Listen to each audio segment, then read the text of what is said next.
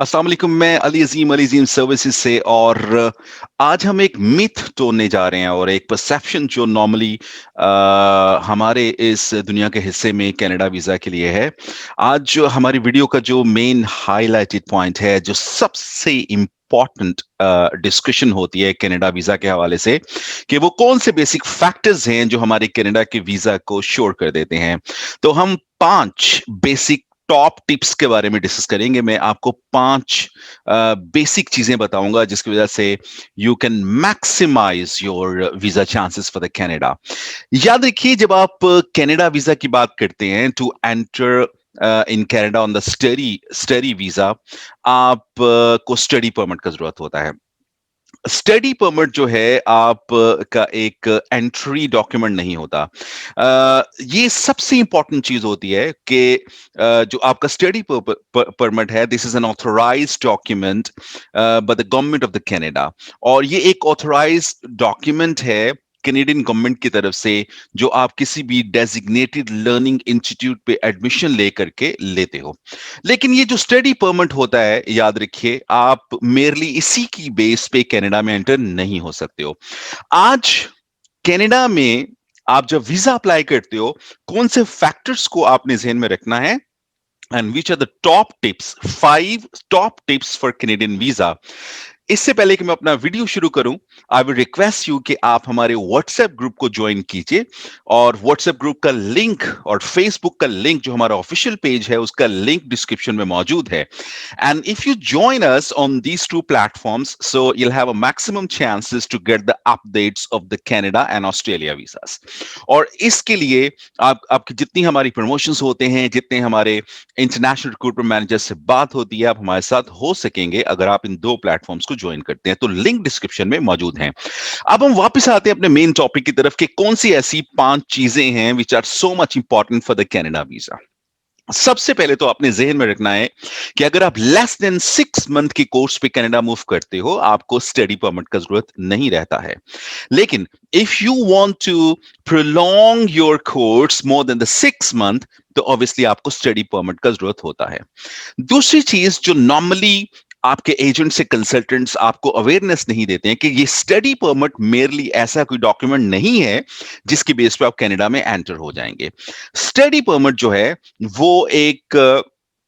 Authorise document है by the Canadian government. लेकिन आपको इससे पहले जो स्टडी परमिट गेन करते हो पूरे प्रोसेस से पहले, तो इसके लिए आपको एक वीजा जो है वो लेना बहुत जरूरी होता है। इसको हम टेम्पररी वीजा भी कहते हैं और इसको हम जो है ई वीजा भी कहते हैं। मतलब अगर आपके पास टेम्पररी वीजा नहीं है, तो आप स्टडी परमिट के बेस पे कनाडा में एंटर नहीं हो सकते हो। लेकिन अगर कैनेडियन कॉन्सुलेट ने आपको स्टडी परमिट इशू किया है, तो वो आपको डेफिनेटली टेम्पररी रेजिडेंट या टेम्पररी जो वीजा है वो भी ग्रांट कर देते हैं 99.9%। अब दूसरी तरफ हम आते हैं कि वो कौन से बेहतरीन टिप्स हैं जो आपने जहन में रखने हैं, और ये मिथ को हमने तोड़ना है। और आप देखिए, बेसिकली हमारे जितने भी ऑफिसेज हैं फ्रॉम अराउंड द वर्ल्ड, हम इसी स्ट्रैटेजी को फॉलो करते हैं। मैं खुद भी इसी स्ट्रैटेजी को फॉलो करता हूं। और जो ग्रांट रेशियो है, जो वीजा रेशियो है, दैट बिकम्स प्रोलिफिक, और बहुत अच्छी वीजा रेशियो है। तो याद रखिए, जो पहली चीज आपको कनाडा का स्टडी परमिट के लिए चाहिए होती है, वो ऑफिशियल लेटर ऑफ एक्सेप्टेंस होता है। किसी भी डेजिग्नेटेड लर्निंग इंस्टीट्यूट से, किसी भी डीएलआई इंस्टीट्यूट से, डीएलआई से या डीएलआई इंस्टीट्यूशन से जो कि कैनेडियन गवर्नमेंट के अंडर आते हैं, आपने वहां से लेटर ऑफ एक्सेप्टेंस लेना होता है। दूसरी चीज जो बहुत इंपॉर्टेंट है और नॉर्मली हमारे जो एजेंट्स या स्टूडेंट्स हैं वो इसके बारे में नहीं जानते हैं, आपकी पासपोर्ट का वैलिडिटी आपके कोर्स वैलिडिटी के बराबर होना चाहिए। लेट्स से आप एक कोर्स लेते हो, 4 इयर्स बैचलर लेते हो, जो आपने कनाडा में स्टडी करना है, लेकिन आपका जो पासपोर्ट है वो 6 मंथ के लिए वैलिड है। तो नॉर्मली 75% डेस्टिनेशन जो दुनिया के हैं वो 6 मंथ के आपके जो वैलिड पासपोर्ट है उस पर वीजा ग्रांट करते हैं। लेकिन कनाडा में कोशिश कीजिए, जब आप वीजा अप्लाई करें, जितनी ड्यूरेशन का आपका कोर्स होता है या प्रोग्राम होता है जो आप सिलेक्ट करते हो, उतनी ही ड्यूरेशन की वैलिडिटी पासपोर्ट की होनी चाहिए।